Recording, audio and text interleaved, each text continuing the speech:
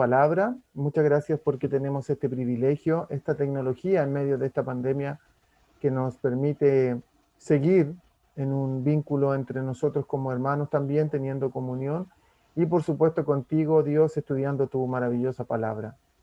Pedimos en esta hora que tú puedas sacar de nuestras vidas cualquier distracción que pueda haber, cualquier cosa que haya en nuestros corazones o nuestras vidas que Satanás quiera usar para distraernos o distracciones externas, Dios, que tú tomes control de todo, que nos ayudes para poder estar atentos a recibir el consejo de tu palabra, lo que tú nos quieras hablar, lo que tú quieras enseñarnos en esta tarde. Muchas gracias te damos por tu amor, gracias por tu fidelidad. Oramos, te pido por cada uno de mis hermanos que está aquí, que ha podido reunirse en esta tarde, que tú les bendigas grandemente. Te pido por los que están de vacaciones, que tú los cuides y los guardes en este tiempo que ellos tienen de vacaciones, que los protejas de todo mal y que tú les sigas también hablando a sus corazones y a sus vidas. Gracias te damos por este tiempo, gracias por tu amor y pedimos en esta hora tu bendición en el nombre de nuestro Señor Jesucristo. Amén y amén. Bien, hermanos, como les decía, hoy vamos a estudiar el Evangelio según San Marcos, que ya estamos estudiando hace varias semanas, y vamos a ver el capítulo 2 hoy día, vamos a ver del versículo 1 al versículo 12. A modo de introducción para este estudio, no nos olvidemos que, como lo hemos estado viendo en los estudios anteriores, que este Evangelio, el objetivo principal de este Evangelio es mostrar a Jesús como un siervo, como quien vino para servir a sus discípulos, a la humanidad, al ser humano, y no para él ser servido.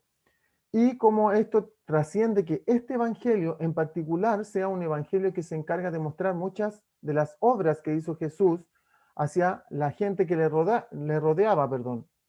Jesús fue una persona tan corriente, tan normal, que él se mezclaba en medio de todos y él era una persona que era como muy agradable del trato porque la gente quería estar con él, quería escucharlo a él, quería escuchar sus enseñanzas y quería como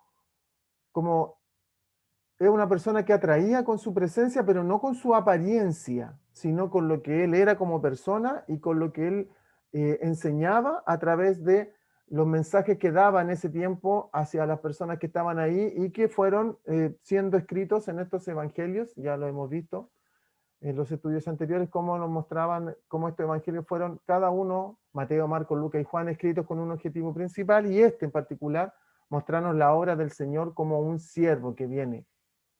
Veremos en este estudio en particular cómo la fe es tan importante para las personas que reciben el mensaje de Dios, pero también cómo la fe es muy importante para las personas que llevan a otros a los pies de Cristo.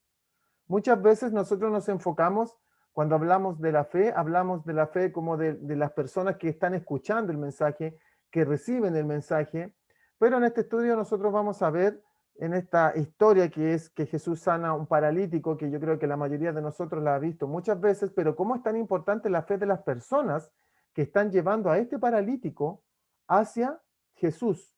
Y eso es un punto muy importante que vamos a ver en este estudio. Eso como a manera de introducción. Así que los invito a abrir sus Biblias en Marcos, en el capítulo 2, en el versículo 1. Dice versículo 1. Entró Jesús otra vez en Capernaum después de algunos días y se oyó que estaba en casa. Inmediatamente se juntaron muchos, de manera que ya no cabían ni aún a la puerta y les predicaba la palabra.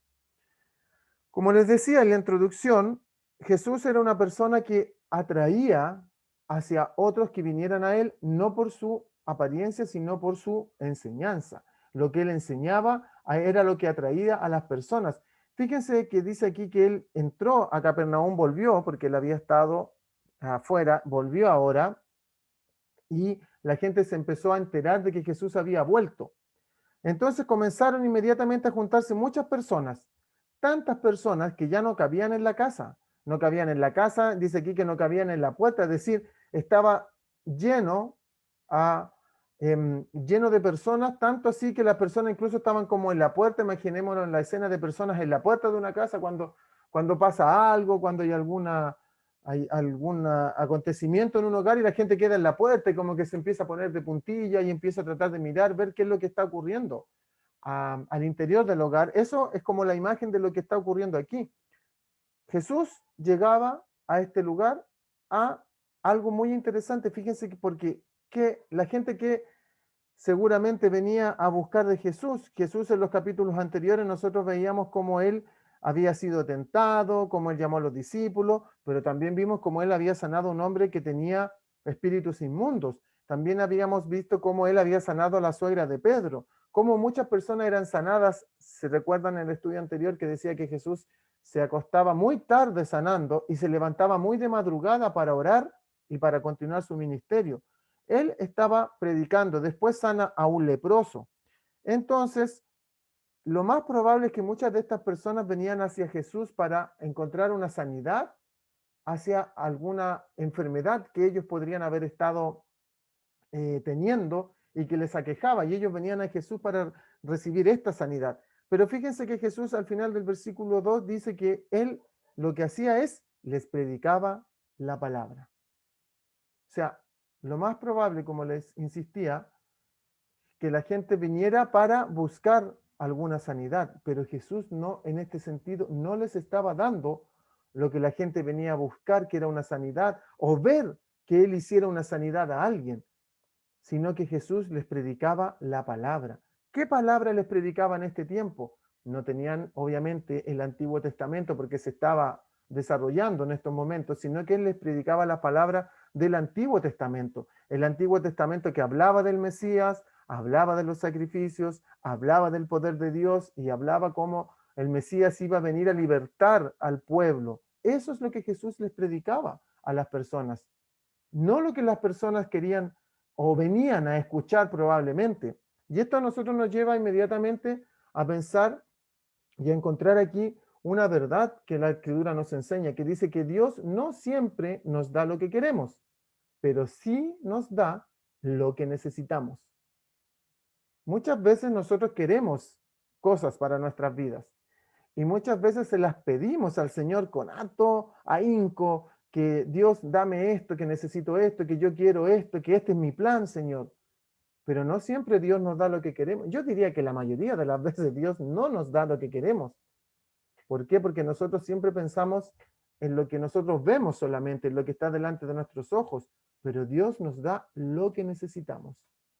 Hay veces que nosotros creemos que estamos siendo o que Dios no nos escucha, porque sobre todo cuando pasamos algún tipo de necesidad económica, cuando tenemos algún familiar enfermo, cuando estamos atravesando alguna situación complicada y nosotros oramos y le pedimos a Dios que nos pueda conceder esa petición en particular, y cuando Dios no lo hace, nosotros muchas veces nos frustramos un poco, porque no recibimos la respuesta que andamos buscando, pero Dios, que conoce todo el panorama, Dios que conoce todo lo presente y lo porvenir, Él sabe lo que nosotros necesitamos, porque Él tiene el panorama completo.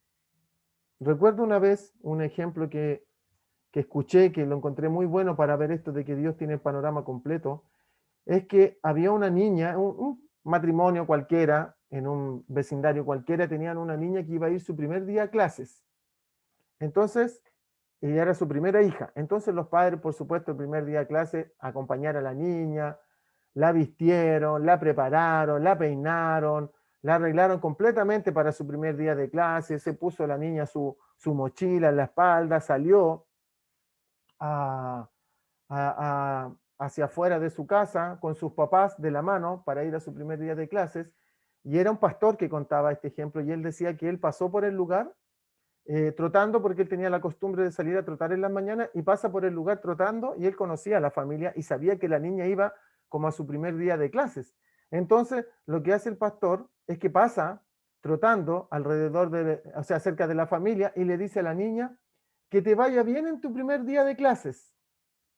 Entonces, él decía, la niña puso unos ojos redondos y grandes, porque él decía, que la niña tiene que haber pensado, ¿y cómo sabe este hombre que yo voy a mi primer día de clases? Si él no estuvo con mi papá, no está dentro de mi casa, ¿cómo puede él saber? Claro, porque el hombre tenía una perspectiva mayor que la de la niña. Y nosotros muchas veces somos como esta niña, en el sentido de que nosotros tenemos la perspectiva solo de lo que estamos viviendo, del acontecimiento en el cual nos estamos moviendo, pero Dios no es así. Dios es como, entre comillas, este hermano que tiene todo el panorama completo. Entonces, Él sabe realmente lo que necesitamos y en el momento que lo necesitamos. Por eso es tan importante que podamos confiar en Dios.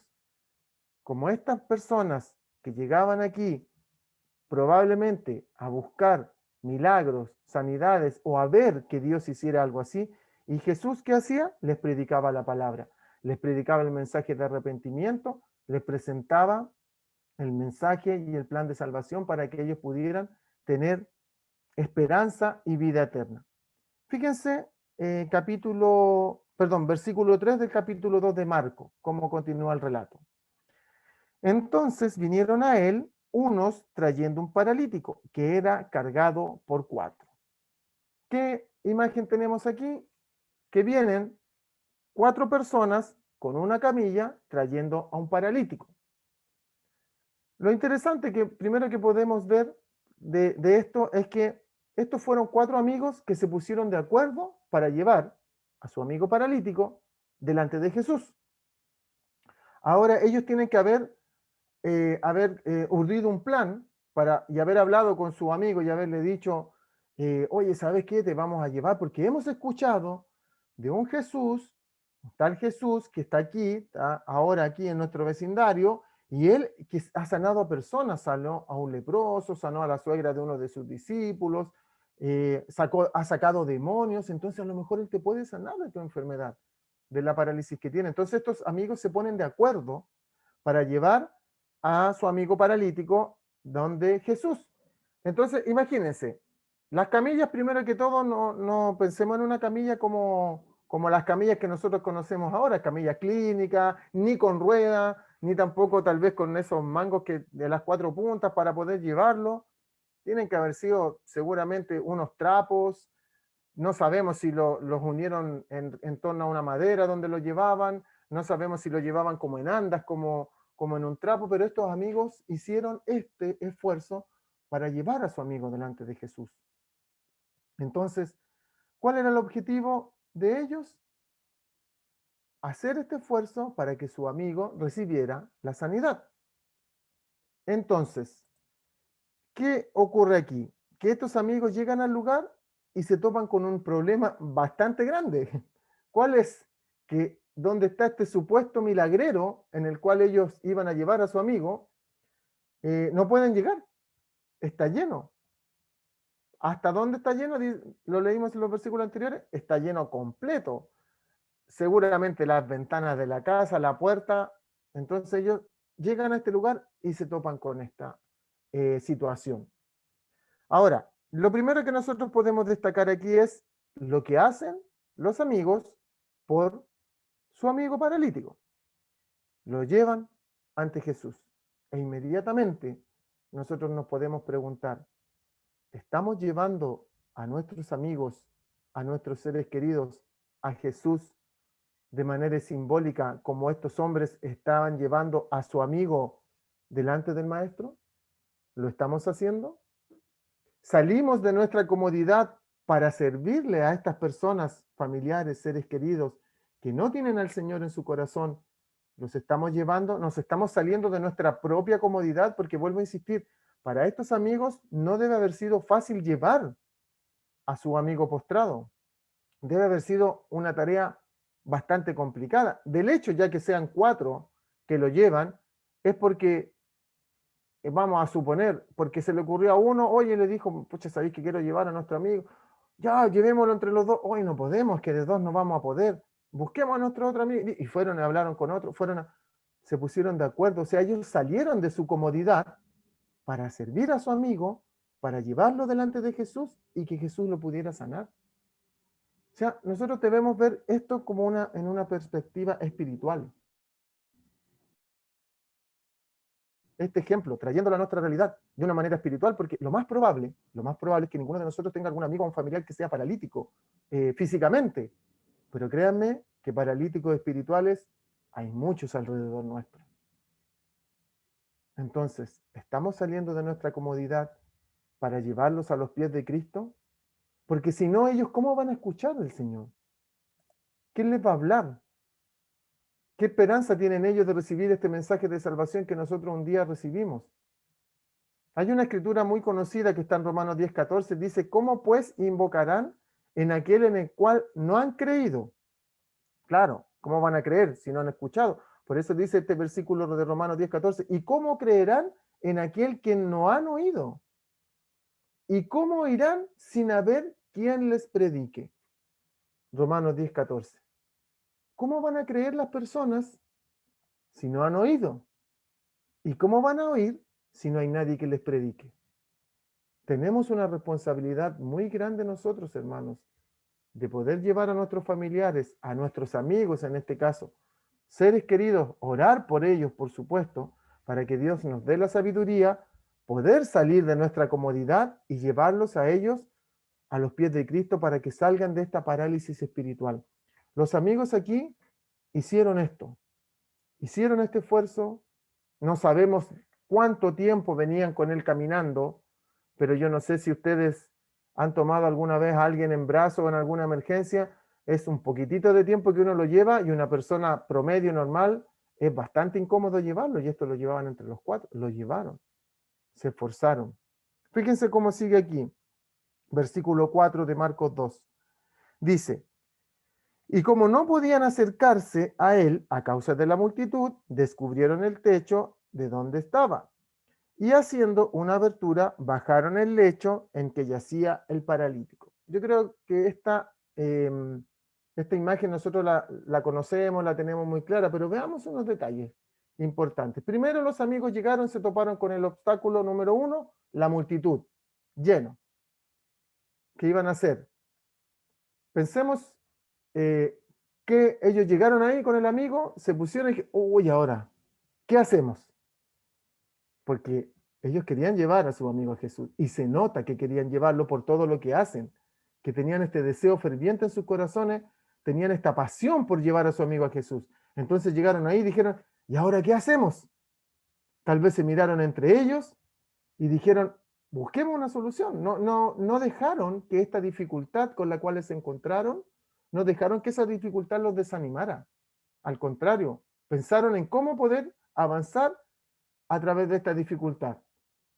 Entonces, como dice aquí, no pudieron acercarse, entonces descubrieron el techo de donde estaba. O sea, buscaron la forma de llevar a su amigo ante Jesús, siguieron esforzándose. Ya habían llegado con él hasta ahí y al llegar y encontrarse con la multitud, dijeron, no, ¿qué hacemos? Vamos a buscar una solución. Y lo que hacen es subir, fíjense, suben con su amigo al techo de la casa. No sabemos cómo fue este mover de ellos a su amigo hacia el techo de la casa, pero créanme que no debe haber sido algo muy cómodo tampoco. Pero ellos se esforzaron, siguieron, no dejaron que esta dificultad los desanimara. Subieron con su amigo hasta el techo de la casa. Y yo me imagino que llegaron al techo de la casa y se pararon con él arriba del techo de la casa y miraron y dijeron, ¿y ahora qué hacemos? Estamos aquí arriba, ¿y ahora qué hacemos? Porque es como llegaron arriba y, chuta, ¿y qué hacemos? ¿Cómo lo solucionamos? Siguieron los amigos ahí, se encontraron con otra dificultad. Yo creo que la mayoría sabe que en ese tiempo los techos de las casas eran planos, sobre todo ahí en esa época, y ellos usaban mucho los techos de las casas como terrazas para tener tiempo, eran como el patio de muchas de las casas. Y como también allá en el Oriente Medio es poca la lluvia que cae, entonces no tienen techos como nosotros los conocemos, en diagonal ni nada, sino la mayoría son techos planos. Entonces llegaron hasta arriba, tal vez pensaban en encontrar una puerta para llegar hacia el interior de la casa, pero no encontraron nada. Y seguramente debe haber habido gente en el techo de la casa también, porque había muchas personas, pero ellos siguieron esforzándose, no se dejaron amedrentar y dijeron, suponemos que pueden haber dicho, ¿y ahora qué hacemos?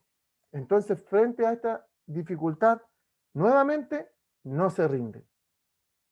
Siguen pensando, ¿cómo vamos a hacer para llevar a nuestro amigo ante Jesús. Y yo cuando veía esto, nunca había pensado en esto porque es como los amigos se esfuerzan y no se dejan, no se rinden cuando las cosas no les funcionan como ellos quieren, sino que siguen intentándolo.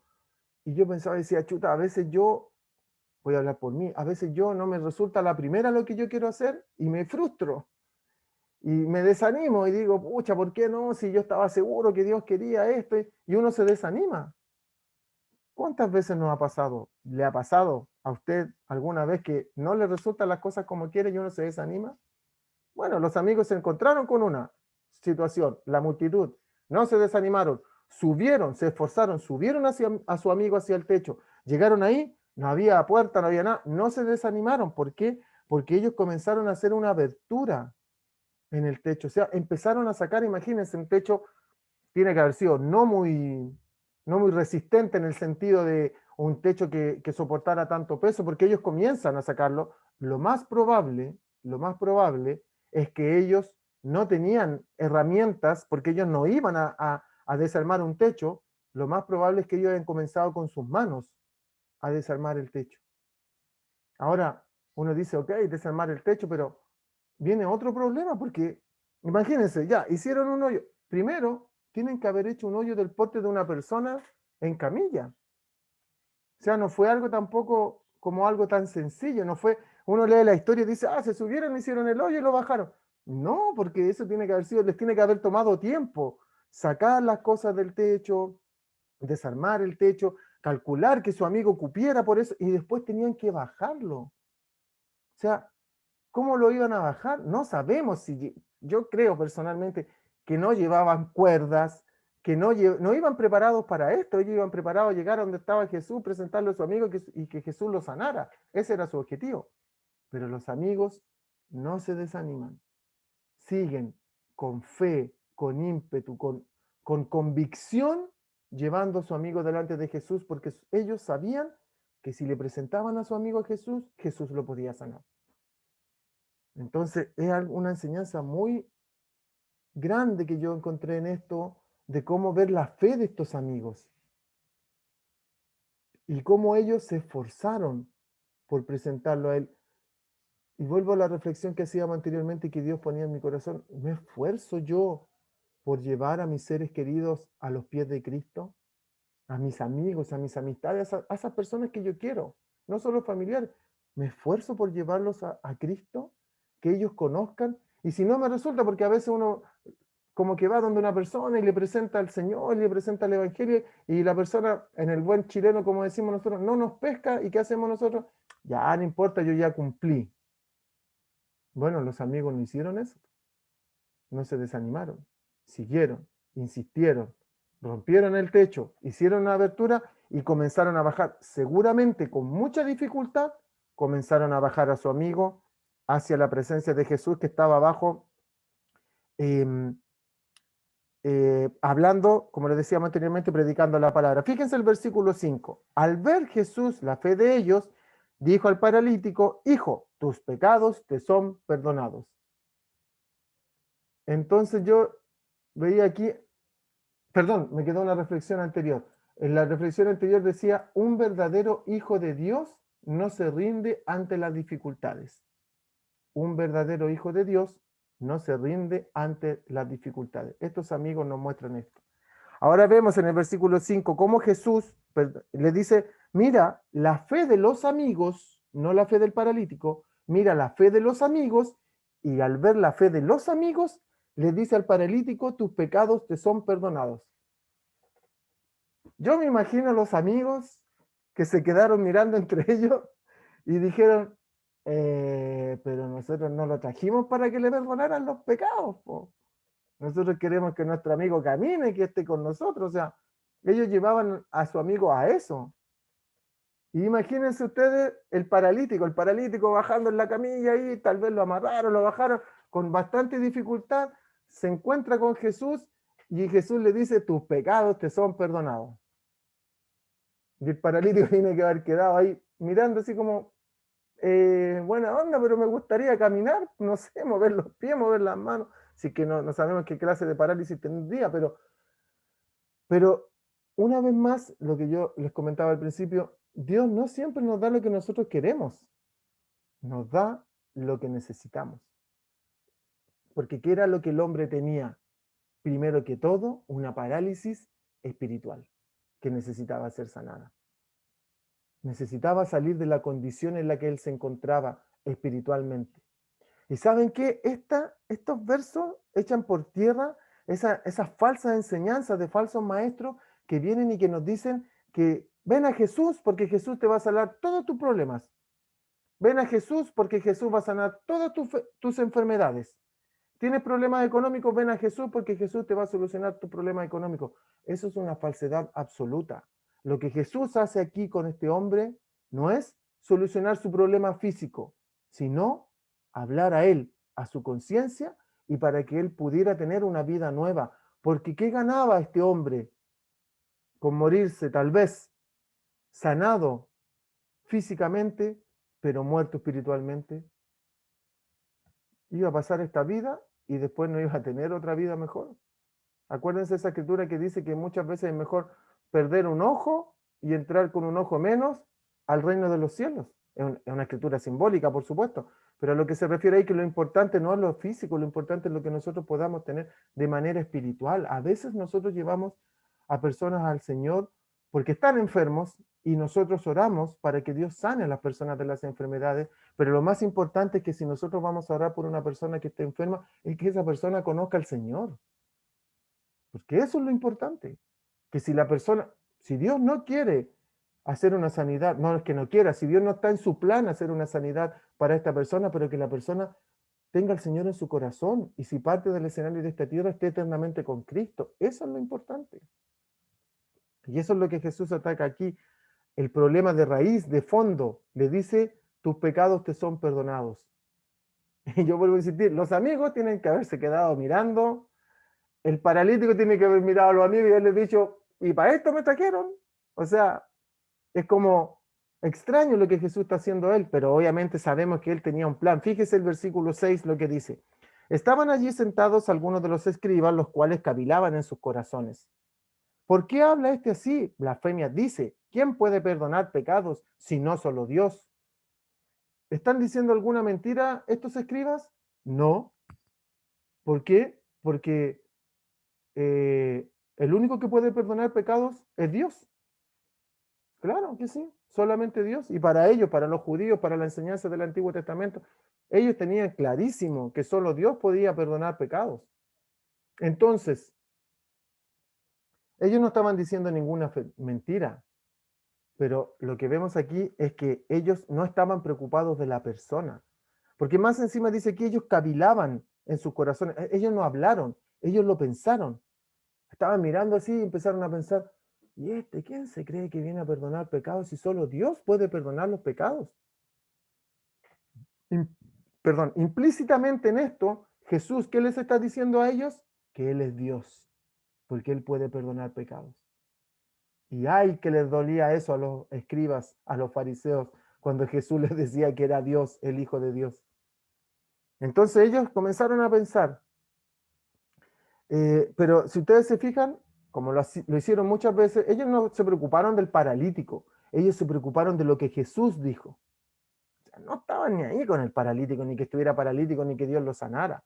Ellos estaban preocupados buscando una forma de poder atrapar a Jesús con alguna declaración. Y no se olviden, ellos estaban solamente pensando esto, no lo dijeron, porque dice aquí la escritura, cavilaban en sus corazones, pensaban nomás, ¿y este quién se cree que viene a perdonar pecados? Versículo 8, y conociendo luego Jesús en su espíritu que cavilaban de esta manera dentro de sí mismos, les dijo, ¿por qué caviláis así en vuestros corazones? Imagínense la sorpresa de estos escribas. Porque es como que estaban pensando así, este qué se cree, y de pronto Jesús dice, oye, ¿y ustedes por qué están pensando eso en sus corazones? Y ellos tienen que haber mirado así como, ¿y este cómo sabe? ¿Cómo sabe lo que estamos pensando? Era otra evidencia, otra señal que Jesús les estaba dando a ellos que tenía un poder sobrenatural, que era un enviado de Dios. Pero ¿saben qué? Ellos no están ni preocupados de ver esas señales. Ellos solo estaban preocupados de tratar de atrapar a Jesús. Y lo otro que nosotros podemos ver de estos versículos es que Dios conoce los pensamientos del corazón del hombre. No hay nada que podamos ocultar a Dios. Él conoce todo de nosotros. Ni cuando estamos lo más solos posible, no hay nada que podamos ocultar delante de Dios. Él siempre está ahí, con nosotros, conociéndonos desde adentro. Así que debemos tener mucho cuidado. Versículo 9. ¿Qué es más fácil decir al paralítico, tus pecados te son perdonados? O decirle, levántate, toma tu lecho y anda. ¿Qué es más fácil decir? Humanamente, humanamente es más fácil decir tus pecados te son perdonados. ¿Por qué? Porque si perdonaba o no perdonaba los pecados, no había ninguna evidencia física. Jesús podía decirle al hombre, tus pecados te son perdonados, y si hubiese sido un charlatán, los pecados ni sabían si habían sido perdonados o no, porque no había forma de descubrir eso. Por eso Jesús les dice aquí, entonces, ¿qué es más fácil? ¿Decir al paralítico, tus pecados te son perdonados? ¿O decirle, levántate, toma tu lecho y anda? Jesús está descubriendo aquí el pensamiento de ellos, hablándoles una vez más a sus conciencias para que ellos pudieran ver lo que él iba a hacer en estos momentos. Porque Jesús les estaba dando evidencias, estaba diciendo que era Dios, les estaba diciendo que él podía perdonar pecados, les está diciendo ahora eventualmente que él puede sanar, hacer un milagro. Les está dando evidencias tal vez para que estos hombres pudieran. Sabemos que Dios lo que hace con el hombre y lo sana. Y les dio todas esas evidencias, pero ¿saben qué? Ellos no quisieron, como les decía adelante, no quisieron verlas. ¿Cuántas personas hay así que nosotros nos hemos topado en nuestra vida de cristianos que ven la evidencia de Dios, pero no quieren creer? No quieren creer. Hay personas que cierran su corazón definitivamente, aunque haya evidencia, pero ellos no quieren creer. Pero ¿cuál es nuestra misión? Presentarles el Evangelio, llevarlos a Jesús, y ellos tomarán sus decisiones. Versículo 10 dice, pues para que sepáis que el Hijo del Hombre tiene potestad en la tierra para perdonar pecados, dijo al paralítico, a ti te digo, levántate, toma tu lecho y vete a tu casa. Nótense en la frase, notemos la frase que dice aquí, el 10, pues para que sepáis que el Hijo del Hombre tiene poder ¿para qué? En la tierra para perdonar pecados. O sea, Jesús está haciendo aquí un milagro, va a hacer un milagro, pero no para demostrar que Él puede hacer milagros, sino para demostrar que Él tiene el poder para perdonar pecados. Eso es lo que Jesús quiere demostrar aquí, que Él tiene la autoridad, el poder de Dios para perdonar pecados. ¿Por qué? Lo reafirma con qué? Con este milagro. Por eso le dice aquí, le dijo al hombre, levántate, toma tu lecho y vete a tu casa. O sea, Jesús está demostrando su autoridad con este milagro, pero su autoridad espiritual, no su autoridad humana. Él no quiere demostrar aquí que es un superhombre, que es alguien que viene aquí para sanar, que viene solamente, perdón, para sanar, que viene aquí para solucionar problemas. No, Él viene para hablar a nuestros corazones, a nuestra conciencia, a la conciencia de la humanidad. Acuérdense que hay una escritura en Juan, si no me equivoco, que dice en la primera de Juan, que dice que el pecado de la humanidad es que la luz vino al mundo. ¿Pero qué hizo el mundo? Amó más las tinieblas que la luz. La luz vino al mundo, pero el mundo que hace hoy día ama más las tinieblas que la luz. Se les presenta el mensaje, se presenta la luz de Dios a sus vidas y mucha gente no quiere. Prefieren mantenerse en lo que ellos están. Amar más las tinieblas, amar sus obras, amar lo que ellos hacen, no quieren dejar lo que ellos hacen. El mundo ama más las obras de las tinieblas y ese es el pecado. No querer, negarse, dejar de hacer lo malo que están haciendo y venir a los pies de Dios. Eso no quieren. Es una soberbia que hay en la humanidad. no quieren hoy día someterse a ninguna autoridad, están atentos a cualquier cosa que pueda pasar. ¿Para qué? Para irse en contra de la autoridad. Eso es lo que esa es la condición del hombre hoy. No estamos hablando solamente en forma de la sociedad, de manera de lo que nosotros podemos ver en nuestra sociedad, sino eso es lo que está en el hombre, en el corazón del hombre de manera personal. No quieren someterse a Dios, sencillamente. Aunque ven evidencias, aunque ven el poder de Dios haciendo milagros, sanando personas, cambiando vidas. Ustedes, y al igual que yo, somos un milagro de un cambio de vida que Dios ha hecho. Pero hay personas que no quieren ver ese milagro. Solo quieren mantenerse en lo que ellos quieren. Fíjense el versículo 12, la primera parte primero. Entonces se levantó enseguida y tomando su lecho salió delante de todos, de manera que todos se asombraron. Hasta ahí primero. ¿Qué ocurre? Jesús les dice, ojo, le está hablando a los escribas, no le está hablando a la multitud, le está hablando a los escribas, le está diciendo, para que ustedes vean que yo tengo autoridad, poder para perdonar pecados, le digo a este hombre, levántate, toma tu lecho, camina. ¿Y el hombre qué hizo? Hizo eso. ¿Se imaginan ustedes si el hombre no se hubiera parado de la camilla? ¿Qué hubiera ocurrido? No hay evidencia. Es como cuando Jesús al comienzo le dijo, tus pecados te son perdonados, y el hombre queda mirando y dice, ok, pero...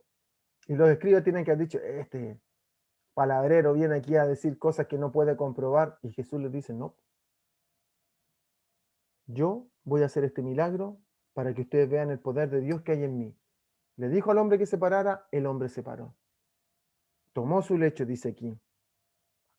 Salió delante de todos. Toda la multitud estaba mirando. Todos ellos estaban, yo creo, pendientes de esta conversación que estaba teniendo Jesús con esto. Ya, fíjense algo tan lindo e interesante. ¿Saben qué? Los amigos pasaron a un segundo plano. No volvemos a escuchar más de los amigos aquí. ¿Pero qué hicieron los amigos? Llevaron a su amigo paralítico a los pies de Cristo. Cumplieron su rol. Terminaron su trabajo, no aparecen más. Dios, Jesús le dice al hombre, toma tu lecho. ¿Y el hombre qué hace? Se levantó enseguida. Tuvo fe en las palabras de Jesús. Creyó lo que Jesús le dijo. Le creyó al poder de la palabra de Jesús. Tomó su lecho, se levantó, de manera que todos se asombraron. Es decir, todos los que estaban ahí se asombraron. La gente, la multitud, los amigos, hasta los escribas se asombraron. Todos se asombraron. ¿Y qué dice después? Y glorificaron a Dios diciendo, nunca hemos visto tal cosa. O sea, Dios le está dando, por medio de Jesús, le está dando la oportunidad a estos escribas para que creyeran. Pero ellos no quisieron. Jesús está haciendo este milagro al ver la fe de los amigos. Jesús le dice al hombre, y el hombre por fe cree. Y la gente, fíjense, lo más maravilloso de todo esto es, ¿a quién terminan glorificando aquí? ¿A Jesús? ¿La fe de los amigos? ¿A quién terminan glorificando? A Dios. Un hijo de Dios que lleva a la gente a Dios y no a Él, le lleva honra y gloria a Dios. La pregunta es, ¿a quién está llevando la gente? ¿A quiénes estamos nosotros llevando a la gente? ¿Hacia nosotros o hacia Dios? Porque nosotros le vamos a fallar tarde o temprano. Y es un peligro muy grande llevar a la gente hacia nosotros. Nosotros debemos llevar a la gente a Cristo para que conozcan a Cristo y glorifiquen a Dios y no a nosotros. Es natural, es normal que las personas vengan y nos digan, es que me gusta hablar con usted porque habla tan bonito. Porque nosotros hablamos la palabra de Dios y por misericordia de Dios que tenemos el Espíritu Santo podemos hablarle.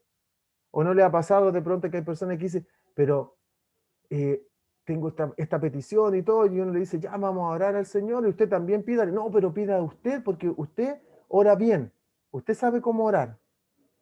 Entonces, ojo, Porque si no estamos bien parados en lo espiritual, nosotros recibimos esa gloria y esa gloria no es para nosotros.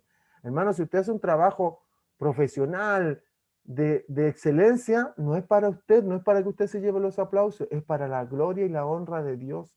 Si usted sirve en el ministerio, no es para que usted se lleve los aplausos. Se los puede llevar, claro que se los puede llevar y esa va a ser su recompensa. Pero nosotros tenemos que llevar a la gente para que le dé gloria y honra a Dios, no a nosotros.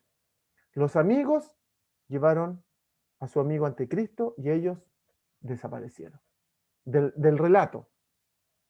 Yo creo que después el amigo tiene que haber estado feliz y contento y agradecido de sus amigos porque lo llevaron a Cristo, porque recibió la sanidad. Pero es tan importante llevar la gloria a Dios, hermanos. Miren, en Mateo 5:16 dice, que tu luz brille delante de los hombres, para que cuando vean vuestras obras, glorifiquen a vuestro Padre que está en los cielos. Mateo 5:16. ¿Qué dice? Que tu luz brille delante de los hombres. Hermanos, debemos brillar delante de los hombres con la luz del Evangelio. ¿Para qué? Para que cuando esas personas vean nuestras obras dignas de arrepentimiento, glorifiquen a vuestro Padre que está en los cielos. ¿De quién es la gloria?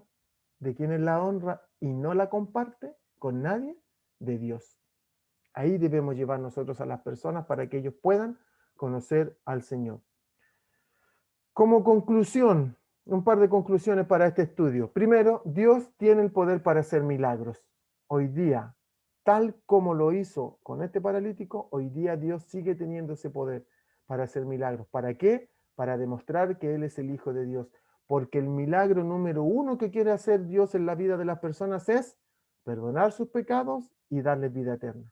Eso es lo más importante. Ahí debemos llevar nosotros a las personas, para que Dios pueda perdonar sus pecados y darles vida eterna. La fe de los amigos movió a Dios para sanar y perdonar a su amigo. La fe de los amigos. No es que los amigos obligaron a Jesús, sino que Jesús, al ver la fe de ellos, hizo esta obra en su amigo. Se dan cuenta de la importancia que nosotros, cuando hagamos algo para la obra de Dios, lo hagamos con fe, buscando llevar la gloria a Dios, porque eso le agrada a Dios. Y como le agrada a Dios, cumple el propósito. ¿Y quiénes son beneficiados? La gente que está alrededor. Vuelvo a insistir, usted sirve en un ministerio. Si usted sirve bien, si usted lleva a la gente al Señor, el ministerio crece y la gente es edificada y Dios es glorificado. Qué genial. Es muy bacán eso, hermano, verlo así desde esa perspectiva. Porque si no lo vemos así, vamos a recibir nosotros el halago de las personas y eso va a ser todo. Y ahí va a morir. Otra conclusión, no debemos rendirnos ante las adversidades. Los amigos no se rindieron. Se toparon con la multitud, dijeron, ¿qué hacemos ahora? Subamos a la casa a ver si hay un lugar donde llegaron arriba del techo. Se encontraron nuevamente con un problema que no había cómo bajarlo, no había nada. Dijeron, no importa, comenzaron a abrir el techo. ¿Y ahora cómo lo bajamos? No sé cómo lo hacemos, lo vamos a hacer. Y lo hicieron. Adversidades se fueron topando una, otra y otra vez, pero no se dejaron llevar porque ellos tenían esperanza que Jesús podía hacer un milagro en la vida de su amigo. No debemos rendirnos, hermanos, cuando veamos adversidades, que nosotros podemos ver esas adversidades, pero normalmente Dios está cumpliendo un plan en nuestra vida, fortaleciendo nuestra fe, haciéndonos madurar, haciéndonos crecer. Nuestra fe, hermanos, y para terminar, es poderosa para llevar a los paralíticos espirituales que están a nuestro alrededor y que reciban perdón de pecado y sanidad en sus vidas. ¿Es tan poderosa nuestra fe? Para reflexionar y pensar en la condición que estamos. Hermano, no estamos hablando de perfección. Estamos hablando que Dios puede obrar a través de nuestras vidas para hacer bendición a las personas que nos rodean. Eso quería yo compartir en esta hora. Que Dios les bendiga. Vamos a dar gracias al Señor por su palabra, por esta maravillosa enseñanza y vamos a orar. Oremos al Señor. Padre, te agradecemos en esta hora, Dios, por tu amor tan grande, por tu palabra, Señor, que nos enseña de pronto tantas cosas nuevas en a veces escrituras que hemos visto por tanto tiempo en nuestra vida de cristianos, que, que es tan viva tu palabra, que nos muestra cosas, que nos enseña cosas nuevas, Señor, y queremos estar siempre atentos a que en nuestro tiempo personal tú nos puedas hablar, nos puedas animar a tener este tiempo personal contigo y que tú sigas hablándonos, nos sigas enseñando por medio de tu palabra que es tan práctica, Señor, es tan maravillosa, tan llena de poder. Dios, ayúdanos, aumenta nuestra fe. Ayúdanos, Señor, a poder ser canales de bendición para la gente que está aquí alrededor nuestro y que no te conocen, Dios, o tal vez te conocen, pero están pasando problemas, dificultades, desanimados. Ayúdanos, Señor, a ser bendición para ellos y que nosotros podamos llevar siempre a la gente a ti, no hacia nosotros, sino hacia ti, para que tú te lleves toda la honra, toda la gloria, porque tú eres el importante aquí, el maravilloso. Gracias te damos por este tiempo. Gracias por tu palabra. Te doy gracias por cada uno de mis hermanos que se ha podido conectar hoy. Te pido que tú sigas hablando a sus vidas, que puedan seguir meditando en esto, así como lo has hecho conmigo, Dios, y que tú sigas enseñándonos y ayudándonos para mantenernos firmes en tus caminos, sin flaquear, Señor, a pesar de dificultades que puedan venir, nos podamos mantener firmes.